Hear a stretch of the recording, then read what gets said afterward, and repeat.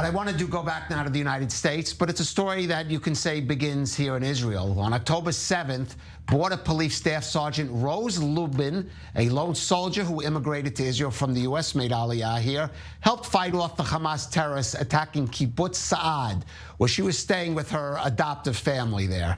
Unfortunately, Luben survived that day, but unfortunately, she was killed a month later after being stabbed to death by a Palestinian terrorist while on duty in Jerusalem's Old City.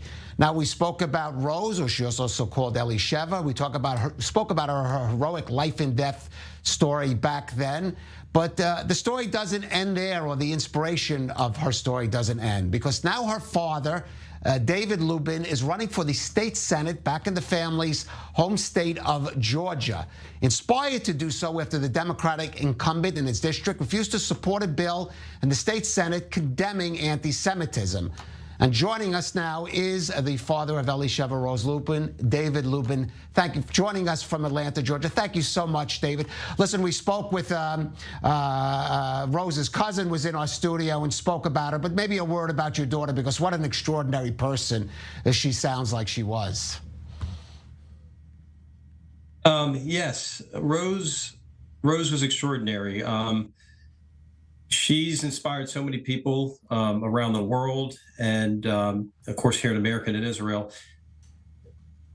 I think the way she lived her life every day is what everyone has been drawn to. Besides the fact that she was a hero, she was a person who was good. She was good in everything she did.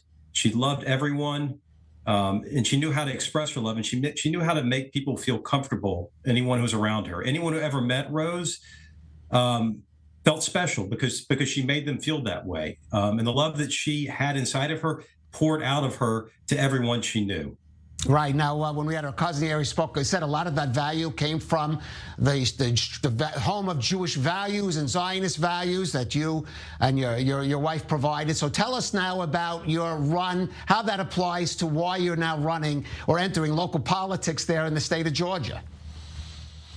Well, I got involved with this bill, HB 30 at the time, and I was drawn to it because it was a bill that dealt with adding anti-Semitism to our current hate crime bill that would protect Jewish citizens of Georgia, where we've had a 360% increase in anti-Semitic crimes and actions against Jews after October 7th. And this is something that continues to rise.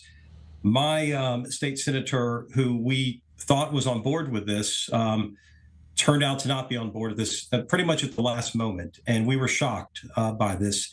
And at that moment, I was in the gallery when it happened, and I absorbed it. I wasn't angry at her. It took me a while to kind of just process it, and then after thinking it through, I realized that at this moment, my daughter's memory and how she lived her life needed to guide me even more every day of my life.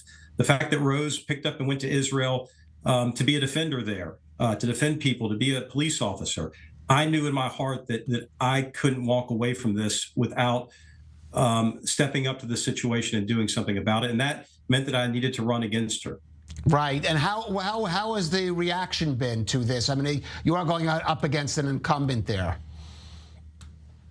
Yes, the reaction from people has been very positive. I think people understand it because there's a bigger picture here.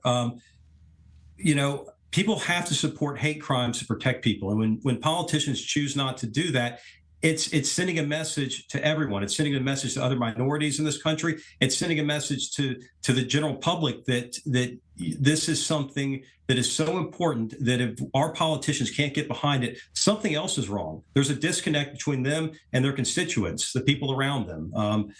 Hate is not something that can ever be tolerated. Right. We haven't mentioned it's State Senator Sally Harrell, correct? Did you speak to her? Sally Harrell. Did you speak to her about why she didn't vote, agree to vote? Because I understand that was an outlier in that bill which passed, and most of the Senate did vote. She abstained, I believe, in that vote. She did abstain, but she also got to speak not for the bill. And then she walked out after speaking and did not. And you're right, she did abstain. And yes, I did meet with Sally before I decided to run to get a feel if this was just something that I was missing, that maybe she didn't feel this way. Maybe she just made a mistake.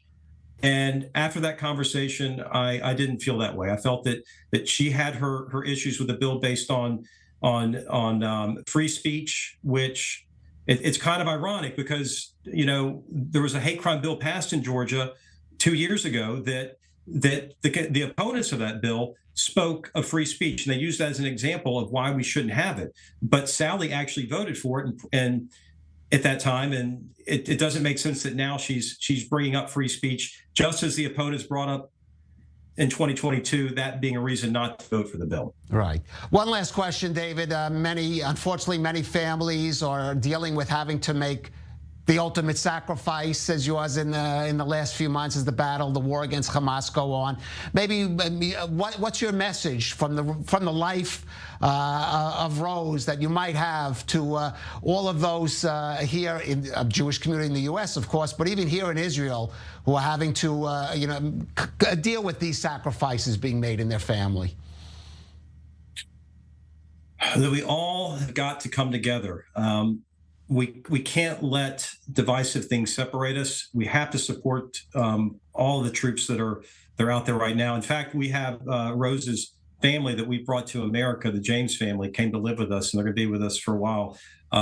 And just talking with them and getting the understanding of what the country's going through right now, and us being able to talk with them about what people are going through. But I just want to clarify America. for viewers, the James family is her adoptive family from Kibbutz Sa'ad, which you invited to stay with you while, of course, they're home waiting for see what happens with that kibbutz, which was attacked on October 7th.